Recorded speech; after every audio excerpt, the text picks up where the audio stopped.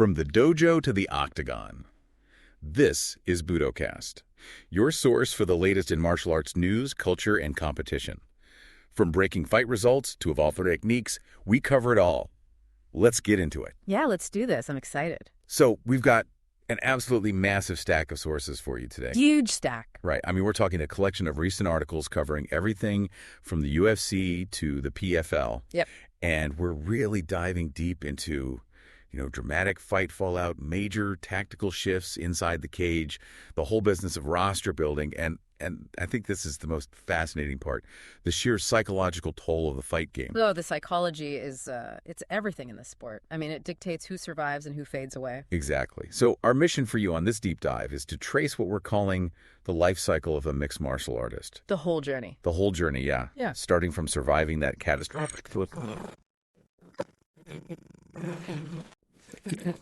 Deciding whether to actually walk away when you're at that peak, which nobody ever wants to do. Right.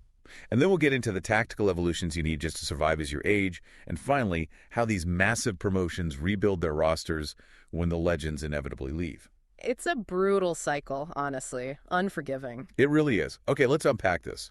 Because the life cycle of a great fighter, it often truly begins the exact moment they're just entirely shattered. Yeah, that first real taste of mortality. Exactly. And we have to start with Ilia Topuria. Oh, man, what a case study that is right now. I mean, if you've been following the sport, you know Topuria has been this terrifying, unstoppable force. But at UFC Freedom 250, the music just completely stopped. Just slammed to a halt. He suffered his first career defeat. And it wasn't some boring decision loss on the judges' scorecards. No, not at all. He lost the 155-pound championship to Justin Gaethje, and it ended via a corner stoppage just before the 5th round. Which, I mean, we have to pause on that. A corner stoppage in a championship fight is so incredibly rare. Right. It means his own team had to save him from himself. Exactly. The people whose literal job is to push him to his absolute physical limit looked at the trajectory of that fight and said, his long-term health is worth more than this belt. And the physical damage detailed in our sources is it's catastrophic. We're talking multiple facial fractures and a severe broken nose. Yeah, transported straight to the local hospital from the Octagon. To suffer that kind of blunt force trauma, to have your orbital bones and nasal cavity fractured in 4 rounds with 4-ounce gloves, it's just hard to even comprehend. Well, and think about the psychological shift for Topuria, right? He went into that cage undefeated. A 2-Vision global superstar. You had that aura of total invincibility. Right. His brain had literally never experienced the trauma of being systematically dismantled. Gaethje didn't just land a lucky punch. No, it was a methodical breakdown. Exactly. He slowly broke him down over 4 agonizing rounds. Which perfectly brings up this fascinating analysis from Paddy Pimblett that was in our sources. Oh, yeah. Paddy's take was spot on. Right. And Paddy, by the way, is gearing up for his own massive fight against Benoit Saint-Denis at UFC 329 on July 11th. Yep. Huge fight for him. But Paddy pointed out something so fundamental about Topuria. He said, up to this point, Topuria has only ever been the hammer. He's never had to be the nail. And that is a completely different neurochemical experience. How so? Yeah. Break that down for us. Well, when you're the hammer, your brain is just flooding you with dopamine, right? You're dictating the pace, landing shots, feeling untouchable. Everything is going to plan. Exactly. But being the nail, when a guy like Gaethje is just marching forward, eating your best shots and dragging you into this dark, exhausting place where your face is literally fractured, yeah, that triggers cortisol. It triggers panic. It's a completely different physiological test. And Paddy also brought up Topuria's pre-fight behavior, right? Like those elaborate celebrations the night before, that unshakable ego. Yeah, the absolute certainty he was bulletproof. Right. Paddy essentially said he doesn't think Topuria ever comes back the same. Yeah. Because nothing in the gym prepares you for getting smashed when you deeply believed you couldn't be touched. No, I mean, confidence built purely on an undefeated record is incredibly fragile. Okay, here's an analogy for you. I look at an undefeated fighter's ego like this pristine, beautiful glass sculpture. Okay, I like that. Right. Once it's broken, once a guy like Gaethje shatters it, you have 2 choices. You can try to glue the pieces back together, which just leaves you fragile, right? You look the same, but one tap and you break again. Right, you're constantly anticipating the next crack. Exactly. Or the other option is you take those shattered pieces, throw them into the furnace of adversity, and melt them down to forge something entirely new and unbreakable. That's the only way to actually survive it. So my question is, and this borrows Paddy's exact word here, Yeah. does Topuria have the cojones to do that, to melt it down and rebuild? Honestly. Yeah. It's a coin flip. The physical healing is just time and calcium. But the psychological healing, some guys never get that trigger-pulling confidence back. They hesitate. Exactly. Every time they step into the pocket, there's a phantom sensation of Gaethje whispering in their ear, right? It causes that millisecond of hesitation. Man, that is brutal. But, our sources actually give us the perfect counterexample of someone who did melt it down in the furnace and rebuild. The absolute gold standard of rebuilding. Max Holloway. Yes. Max Holloway. We have to rewind to 2013 to really set the stage here. A very young, very raw Max Holloway. Right. And he loses to Conor McGregor. And not just a regular loss. McGregor famously tore his ACL during the fight, essentially fought on one leg, and still completely dismantled Holloway by decision. It was a humiliating loss at the time. But look at what Holloway did with that. He didn't glue the glass back together. He forged something new. He went on that historic 13-fight win streak. Captured the featherweight title. Became an absolute legend. Arguably the greatest featherweight ever. And now, over a decade later, it comes full circle. They are scheduled for a massive 5-round rematch at UFC 329 on July 11th. And it's going to be at 170 pounds, which is Holloway's welterweight debut. Which is wild. But the buildup in the media right now is just, it's classic McGregor. According to the sources, McGregor is claiming he is still levels above Holloway physically and mentally. Oh, he's laying it on thick. He even claimed that the only reason Holloway improved and won the title is because Holloway actively adopted McGregor's own moves. Yeah, that's just brilliant psychological warfare from Conor. Is it? Like, what is he actually trying to achieve there? He's trying to assert dominance before the cage door even locks. By saying, I sunned Max, and claiming authorship of Holloway's success, he wants Holloway to feel like a derivative copy. So like the student can never beat the master. Exactly. It's planting a seed of doubt. But here's where it gets really interesting to me. McGregor also targeted this historically insane stat about Holloway. He pointed out that Holloway has the most time spent inside the octagon in UFC history. 8.5 hours of live fight time. It's absurd. Right. But McGregor spins it as a negative. He mocks him. He says spending 8.5 hours in the cage means you just can't finish people. Yeah, he's weaponizing Holloway's longevity. But I have to push back on this, right? Because I want you to think about this. Is spending 8.5 hours locked in a cage with the deadliest humans on Earth proof of a flaw? Or is it the ultimate proof of defensive genius? Well, the fast twitch guys, the snipers like McGregor, they'll always say it's a flaw. Their whole philosophy is about getting in, landing the kill shot, and taking zero damage. Because the longer you stay in there, the more likely you get caught. Exactly. A flash knockout, a bad cut. McGregor relies on explosive power to end things early. But Holloway is an avalanche. Ooh, I like that. An avalanche. Yeah, he doesn't hit you with one explosive wave you see coming. He drowns you by making you swim for 25 minutes without letting you take a breath. And surviving 8.5 hours means he's rarely making a catastrophic defensive error in all that time. Right. His brain is processing thousands of micro-decisions while simultaneously drowning his opponent in volume. And at 170 pounds, McGregor hasn't fought in 5 years since that leg injury. Yeah. If he doesn't land that sniper shot in the first 5 minutes. He's going to be locked in there with a guy whose natural habitat is a deep, dark marathon. It's a terrifying prospect for Conor. It really is. Yeah. So if Holloway is the guy who rebuilt himself to survive the marathon, we have to look at what happens when a fighter actually reaches the absolute peak of that mountain. The pinnacle and the precipice. Exactly. Because once you're at the top, the only direction left is down. Let's look at Justin Gaethje, the guy who put Topuria in the hospital. Yeah, let's look at his resume. It's like a video game on the hardest difficulty setting. It's insane. Undisputed lightweight champion, 2-time interim champ. He holds the BMF belt. Which, just for context, isn't a traditional divisional belt.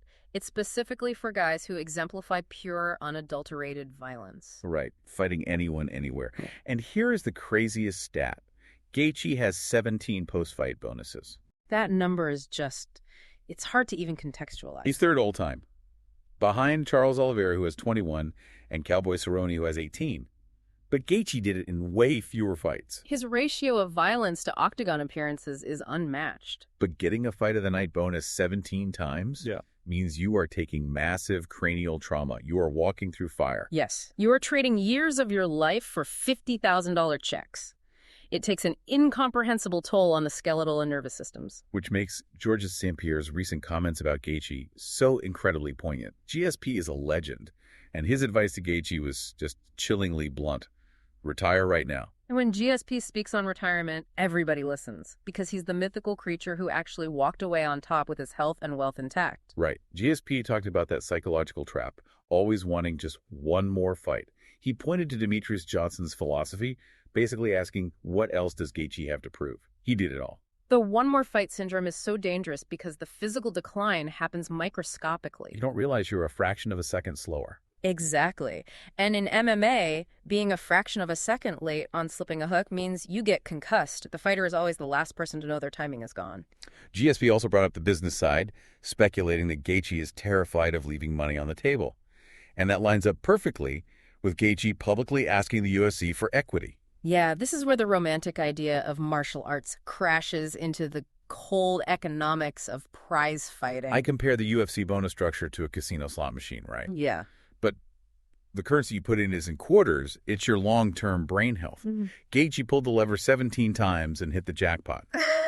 But let me ask you this. Is his demand for equity actually just a desperate plea for a financial safety net? It is. It absolutely is. Because the current structure doesn't give a Hall of Famer any passive income, right? Correct. It's pure capitalism. You only eat what you kill. No pensions, no guaranteed massive contracts like the NBA. When Gaethje asks for equity, he's admitting a terrifying truth. His physical capital is almost entirely spent. Wow. The cash runs out. But equity implies permanent ownership in the empire he helped build with his own blood. Exactly. If the baddest man on the planet is worried about his long-term financial security, it exposes a massive structural flaw in the sport. It really does. Before we dive deeper into that structural flaw, shout out to our sponsors. First up, Elite Sports, leaders in premium fightwear for BJJ and MMA. Whether you're rolling or striking, they've got gear built to move with you. Check them out at elitesports.com. And if you're a school owner looking to optimize your dojo's performance, you need to check out Lotus by Open Black Belt. It's the ultimate management software for tracking ranks, attendance, and billing.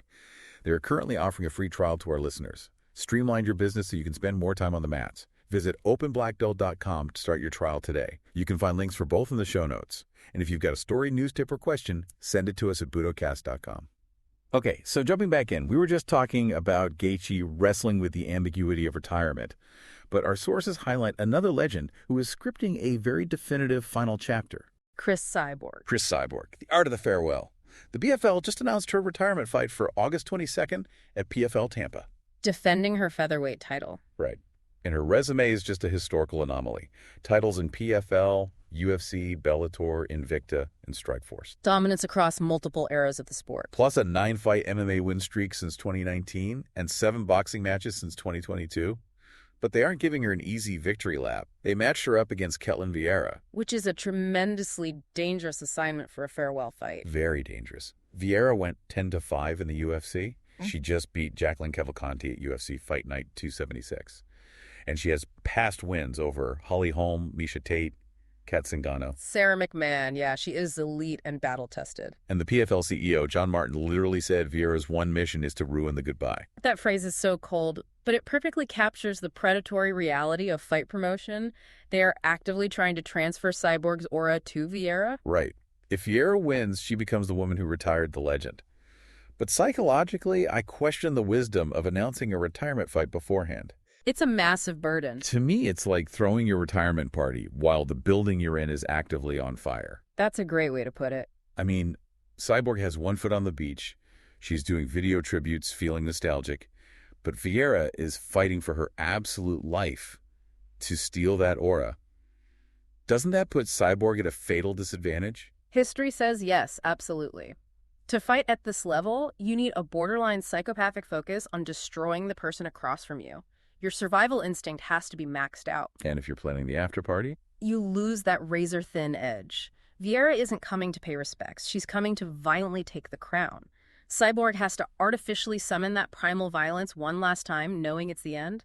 That is incredibly hard to fake. It's the ultimate test of focus. And look, whether you're a legend taking a final bow or a new fighter, you have to evolve tactically or you perish. The meta is always changing. If you stop evolving, you get solved. Which brings us to a fascinating tactical breakdown from our sources. The UFC Baku matchup between Bruno Hulk Ferreira and Ikram Aliskerov. Oh, the behind the scenes on this was phenomenal. Right. Ferreira's coach, Andre Dida, gave this extensive interview. First, just on logistics, Ferreira arrived in Azerbaijan on a Thursday to adapt to the time zone shift. Which is critical. Jet lag destroys your fast twitch reflexes and cardio. If you don't acclimate, it's tactical negligence. Exactly. But the chaos around the booking is wild. Aliskerov pulled out of their UFC 318 bout just 6 days prior with a foot injury. Right, and Ferreira stayed on the card and submitted Jackson McKee in the first round. So Ferreira's camp has been prepping for Aliskerov across 2 different camps. And Dida's breakdown of the film study is gold. He said Aliskerov fights the exact same way he did years ago in the Brave promotion. It's rigid consistency. Yes. But Dida says Ferreira has evolved to be more unpredictable, blending judo, BJJ, and knockout power. And that's Dida highlighting the danger of stylistic stagnation. Aliskerov is effective, but if you do the exact same thing for years, high-level camps will mathematically decode your tendencies. They know exactly when you'll throw the right hand. Exactly. By introducing judo and complex BJJ, Ferreira dramatically increases the cognitive load on Aliskerov. It forces hesitation, and hesitation is fatal.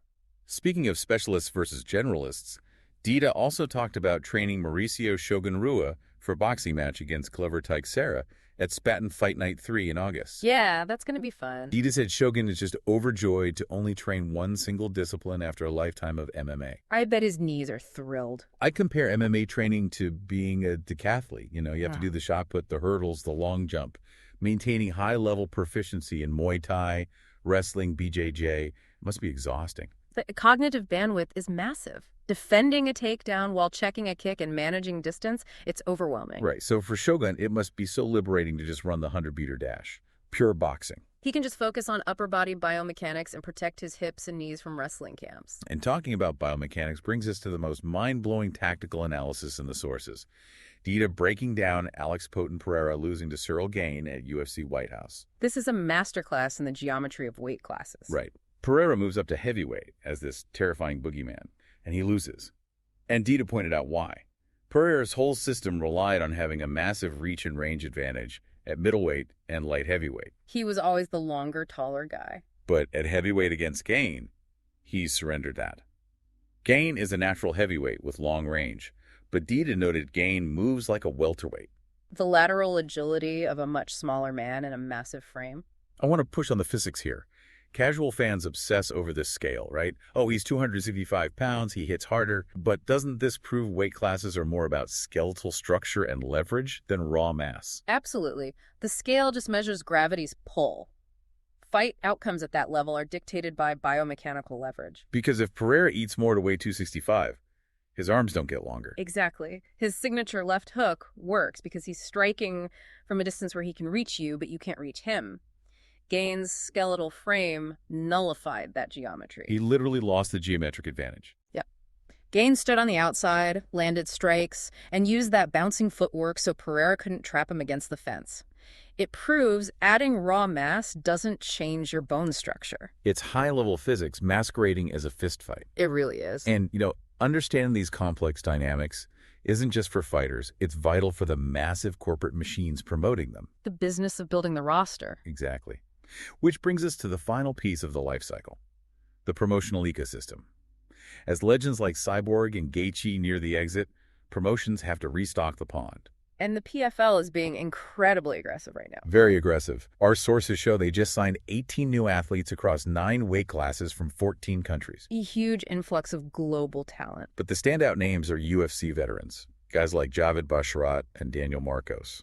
Basharat went 4-2 with 1 no contest in the UFC. He literally just fought in February and beat Gianni Vasquez. Yeah, this is a massive shift in the sports economy. PFL CEO John Martin says they want to scout and build global elite fighters.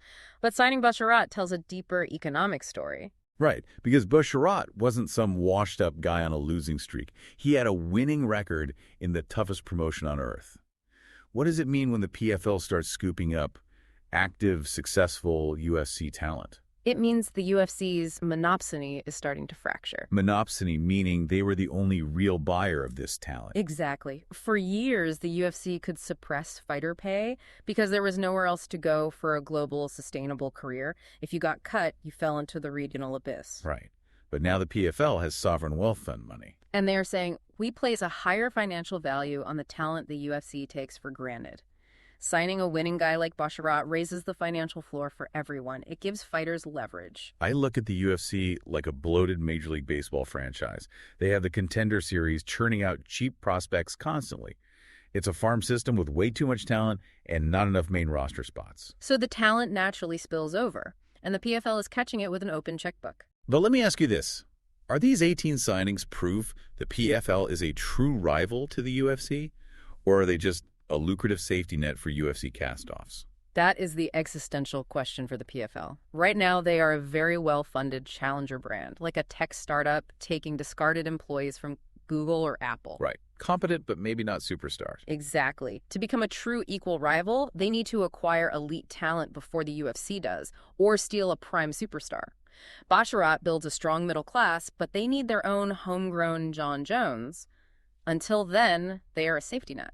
But hey, for the fighters, having that net changes everything. It gives them leverage. And that really brings us full circle on this entire chaotic journey we've mapped out today. We really covered the whole spectrum. We started with the brutal reality of the first loss, Topuria's shattered face, and the choice to either rebuild or crumble. And we contrasted that with Max Holloway, who weaponized an early loss to forge an 8.5-hour legacy of volume and survival. Then we looked at the precipice of the prime with Gaethje. 17 bonuses, unmatched violence, but publicly begging for equity while trapped in the one more fight loop. We analyzed the emotional peril of the farewell tour with Cyborg and Vieira, the absolute necessity of tactical evolution with Ferreira and Alsakrov, and the geometric failure of Pereira against Gann. And finally, the massive corporate machinery of the PFL trying to break a monopoly and keep the wheel turning. And as we wrap this up, I want you, listening right now, to connect this to your own life. You might not be stepping into a locked cage, but these themes apply to your career too. Oh, 100%. Are you relying on the same old tactics like Alsakrov, hoping nobody figures you out? Or are you staying unpredictable, constantly adding new skills like Ferreira? It's all about recognizing your value. Exactly. Do you know when to demand your own equity instead of just taking the standard bonuses? And most importantly, do you have the wisdom to gracefully walk away before someone forces you out? These are universal truths hiding underneath the violence. They really are. And I want to leave you with one final provocative thought to chew on. We talk so much about the ancient honor of martial arts, right? The discipline, the warrior spirit. Sure. But looking at everything we discussed, the equity demands, the bonus hunting, the monopsony economics, has the modern professional fighter simply become a businessman? A businessman who is tragically trading his irreplaceable brain cells for a fleeting $50,000 bonus. It's a really chilling perspective on the sport. And if they're just businessmen making a cold transaction with their cognitive health for our entertainment, does that change the way you should feel the next time you cheer for a devastating knockout? Man, that's heavy. Something to think about. That's it for this episode of Budocast. Thanks for joining us as we break down the latest in martial arts. We'll be back soon with more news, stories, and insights. Until then, train hard, stay humble,